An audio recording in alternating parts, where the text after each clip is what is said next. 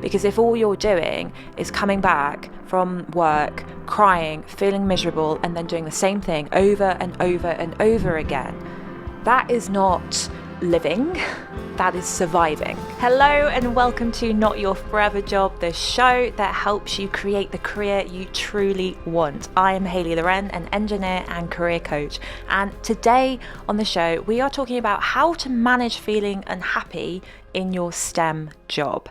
Now, if you are feeling unhappy or trapped or low or confused or anything else, and you're working in science, tech, engineering, or anything related to that, then, I really understand what you're going through. It can really wear you down. It can be so incredibly exhausting. And, when I was working 5 years ago, I've told this story before, but if you don't know, I basically had a bit of a breakdown because I didn't know what I was doing. I didn't know what I wanted. And I was really struggling because I was just unhappy and I didn't know how to change it. I didn't know what to do. And it ended up just building up and I was ignoring it and I was pretending everything was fine.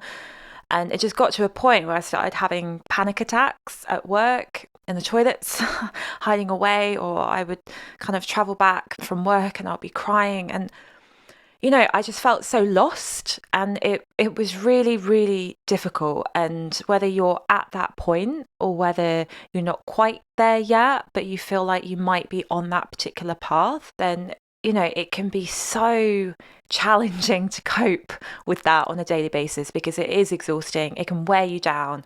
And it can just keep you kind of stuck as well. And you kind of feel like nobody's listening to you or, there's nothing that you can do about the situation. And you just kind of go on and on in your mind and you're in this like endless loop, basically thinking about, oh, what should I do? Maybe I should do this. And then you end up having a good day at work and you're like, oh, maybe it's not that bad. Maybe I'm just overreacting. And it's just incredibly challenging. So this is why I wanted to do this episode, really, because, when you're in that place, it can be really difficult. But I want to give you some love and some tough love, okay? Because this is what I wish somebody had said to me when I was in that place, okay? And this is okay, firstly, yes, how you feel is completely valid, okay? You are in a situation where you feel lost, maybe not listened to, maybe disrespected, maybe trapped, maybe like you've been hard done by, maybe people keep telling you that you're not good enough or that you're not enough in general, and you are in a place that is difficult or confusing or you feel lost, and all of that feeling is valid. It is not in your head.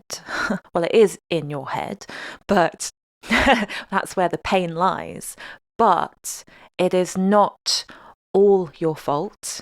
And there are things that could be done about it. So the tough love, right? That was the love, right? Because I hear you. I hear and I feel where you're at. The tough love, which I know that I also needed to hear at that time, is that you have to take action because it's so incredibly, I would say easy, but it's not. It's easy and hard at exactly the same time to basically wish that things would change, will things to change or try and think things to make it change. You just analyze and think until you think that you're going to solve the problem.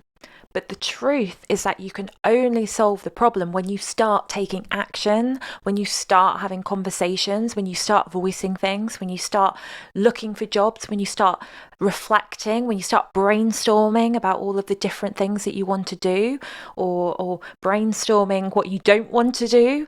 It's only through action that you're going to get unstuck. Right? It's only through action that you're going to understand what you need to do or where you want to be. There's no room for perfection here because it's messy. It's grimy and it's messy and it's confusing and it's hard. So it is impossible for you to come up with the perfect solution and the perfect answer because there isn't one. And you're just going to waste time. You're just going to waste time month after month after month going through the same monologue in your head until you just end up where I was, which was having a panic attack in the toilets, okay? So taking action is the only thing. And it might be that you can solve the problems quite easily at your work. It might be that you can shift roles, or you can change department, or you can, do something completely different. I don't know your situation, but there is always a way forward, and that is by taking action. Okay, it's not about running away because it's easy to think that, I just need a holiday, I just need to get away, I just need to run away. But the truth is that even when you run away, you end up coming right back to where you are. So you're only running away from the problem temporarily. And of course, having a break is good for reflection and having that time and space for yourself. But you have to take action.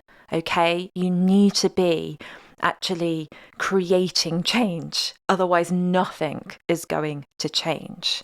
And the thing is, even if you're sitting there and you're thinking, but I have taken some action, I'm doing my CV.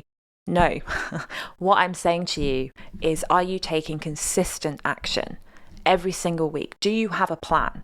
Have you really sat down and thought, okay, how am I going to get myself out of this situation? Or how am I going to get clarity? What actions can I take in order to move forward? Because if all you're doing is coming back from work, crying, feeling miserable, and then doing the same thing over and over and over and over again, that is not living, that is surviving, right? And you want to live, you don't just want to survive. And living is about getting back in the driver's seat of your career. It's about taking back control. It's about knowing that you have power to make a change. You do. Okay. And it can be difficult to hear that. It can be really hard, because if you are going through a tough time, it can feel so infuriating when somebody tells you to just take action, right?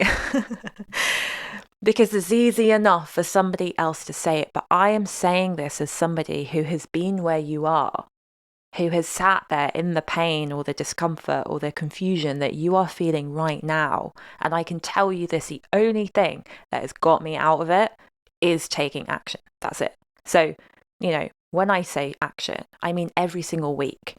Are you trying to get clear on what it is that you want, on understanding what's wrong? And if you need help with that, then I have a PDF downloadable career clarity guide. It's completely free, and it basically guides you through that, so you can get some understanding about what it is that you like and dislike about your job and your situation, and then try and uncover some actions forward.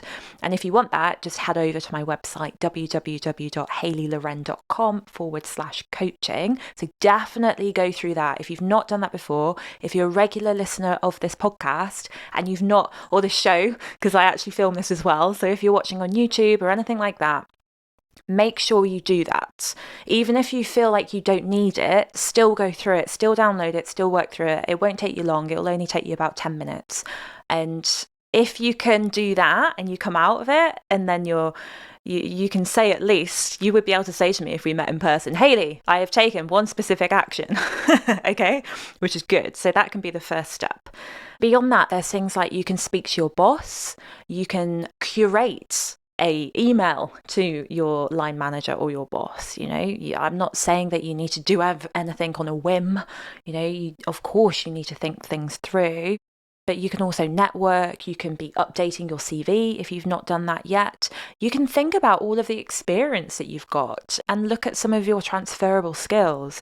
You can actually apply for jobs. I mean, that's going to be a surefire way to kind of understand where you're at. And even if you don't think you want to leave your company, it can still be valuable to actually apply for other jobs, because it helps you to understand your worth. And it also means that you're getting practice, so you're not staying stuck. And the hardest thing is staying where you are because you believe you can't get another job somewhere else. Like, that is that is a challenging negative loop to be in your mind, right? Because essentially then your mind is holding yourself back from moving forwards. So understanding that you do have the power to change jobs is really good. So this is something that I did when I was going through my hard time. I went for a few different interviews. One of them was for a PhD, another one was for a job pretty much exactly the same that I was doing. And the remarkable thing is that they wanted to hire me, and I was like, what? And it completely blew me out of the water, because I was like, goodness, I thought I was useless. But that's what your brain tells you, right? So the only way you know your worth in the market is by getting out there and doing interviews. I also got knockbacks as well, of course, like everybody does. Some people didn't want to hire me, and that's also perfectly okay.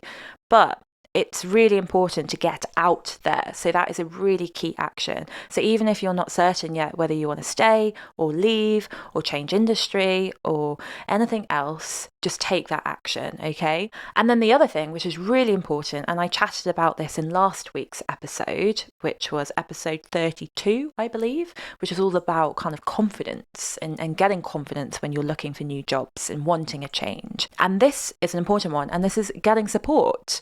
Because if you don't have that support, then you're going to feel alone. And the worst thing in the world, really, is to feel alone when you're going through this situation. And it's so important just to reach out, whether there's somebody at work that you can talk to. I did talk to people at my work, and that was really useful, really valuable. And then to take things even level it up even more, I actually hired a coach, which I found really powerful. And it's actually part of the reason why I've become a coach, because I've realized how powerful it can be to have somebody who's independent to speak to, who's not biased, and to help guide you, and somebody who's been through it all before as well. And that's why, really, I've started Fearless Careers, which is my group coaching program. So if you've not heard of this, the doors will open in February 2022. I'm really excited. So if you want to kickstart your year the right way next year, if you're fed up of not taking action, or if you've been taking action and not really getting anywhere, or if you're confused about what you want and where you're going or anything else in your career, then Fearless Careers could be for you. And the waitlist is currently open, and there's only a limited number of spaces. So if you're interested in hearing more, or if you want to get on that waitlist so you can be the first to grab a spot, then again, just head over to my website, hayleyloren.com/coaching. And, sign up, read about it, and see if it's for you. And of course, if you've got any questions at all, just email me. You can find my email on my website. So I'm always happy to answer any questions as well. So thank you for joining me on this episode. I will speak to you next week.